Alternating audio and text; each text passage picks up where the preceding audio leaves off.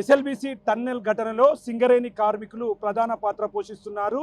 ఇప్పటికే ఈ బృందం పెద్ద ఎత్తున రెస్క్యూ టీంలో పాల్గొనడానికి ఇక్కడ వచ్చింది. సింగరేణి సిఎండి బలరాముడు ఉన్నారు, ఆయనతో మాట్లాడదాం. సార్ చెప్పండి సార్, అసలు దీనికి సంబంధించి ఆపరేషన్ ఏ విధంగా కొనసాగబోతుంది? మీరు మొత్తం ఎంతమంది సభ్యులు వచ్చారు ఇక్కడికి? దాదాపుగా ఇప్పటికీ 220 మంది చేరుకున్నారు మనకు ఎస్ఎల్బిసికి. ఈరోజు నేను ఈవినింగ్ 35 మంది పంపించాము, ఇప్పుడు 50 మంది పంపించేసాం. ఈ 220 మందిని దశల వారీగా ఒక 4 షిఫ్ట్లో వీళ్ళని వినియోగిస్తాము. సింగరేణికి ఉన్న అడ్వాంటేజ్ ఏంటంటే ఎస్ఎల్బిసి అనేది టన్నెల్. సో మనం అండర్ గ్రౌండ్కి టన్నెల్కి దాదాపుగా సారూప్యత ఉంటుంది. సింగరేణి రెస్క్యూ టీమ్స్ ఎలాంటి ప్రతికూల పరిస్థితి ఉన్నా అటు రాక్ కటింగ్లో కానీ ఐరన్ ఉన్న ఆ పైప్స్ కటింగ్లో మనం ఎక్స్పర్టైజ్ ఉన్నారు. అండ్ ఆ స్టేట్ ఎట్లా మూవ్ అవుతుంది అనేది కూడా మన సింగరేణులకి బాగా అవగాహన ఉంటుంది. సో ఈ పరంగా చూస్తే వచ్చే 3-4 రోజుల్లో ఆ డెబ్రీస్ కానీ ఆ మడ్ కానీ ఆ స్లరీ కానీ క్లియర్ చేసుకునే అవకాశం ఉంటుంది. సార్ యాక్చువల్గా అక్కడ బొగ్గు గనుల్లో ఒక డిఫరెంట్ సిచ్యువేషన్ ఉంటుంది. ఇక్కడ మొత్తం ఇంకోటి బురద ఉంది అంటున్నారు, అక్కడ రాళ్ళు కూడా ఉన్నాయి. అంటే యాక్చువల్గా ప్రజెంట్ సిచ్యువేషన్ వివరించాలంటే ఏం చెప్తారు సార్ లోపల ఉన్నటువంటి ప్రజెంట్ సిచ్యువేషన్?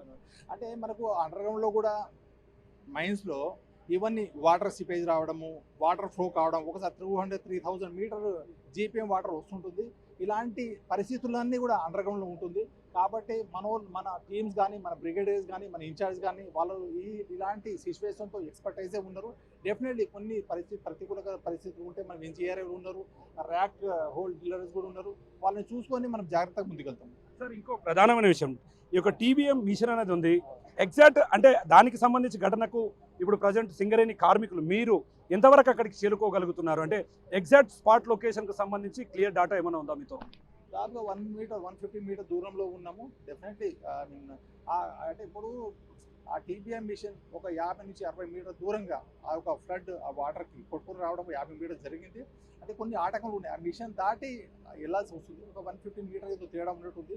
దాన్ని కూడా క్లియర్ చేసే అవకాశం ఉంది 1-2 డేస్లో. అంటే సార్ మేజర్గా ఈ కన్వేయర్ బెల్ట్కి సంబంధించినటువంటి సమస్య ఉంటుంది, దాన్ని టెక్నికల్గా బాగు చేయాలి, అది రన్ అవుతుంది, దాని మీద క్లియర్ కట్గా ముందుకు వెళ్తున్నారంటూ కూడా చెప్తున్నారు కదా.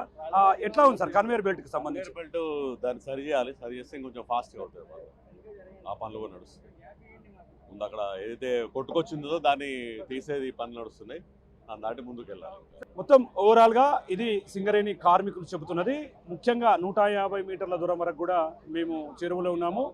మేజర్గా అక్కడ సింగరేణి బొగ్గు గనుల్లో ఒక రకంగా ఉంటుంది, ఇక్కడ పరిస్థితులు అందుకు భిన్నంగా ఉంటాయి. ఏదేమైనప్పటికీ పెద్ద ఎత్తున మా టీం బృందంతో కూడా ఈ రెస్క్యూ ఆపరేషన్లో పాల్గొంటూ ఖచ్చితంగా వారి ఆచూకీ కనుగొనేందుకు పూర్తి స్థాయిలో ప్రయత్నం చేస్తామని చెప్తున్నటువంటి పరిస్థితి ఎస్ఎల్బిసి టన్నెల్